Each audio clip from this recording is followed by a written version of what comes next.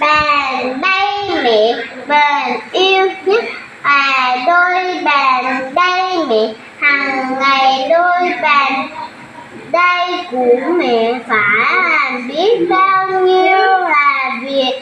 Đây làm bếp mẹ hãy đi chợ nấu cơm, mẹ còn nắm cho em bé giặt một chậu đã hót đầy.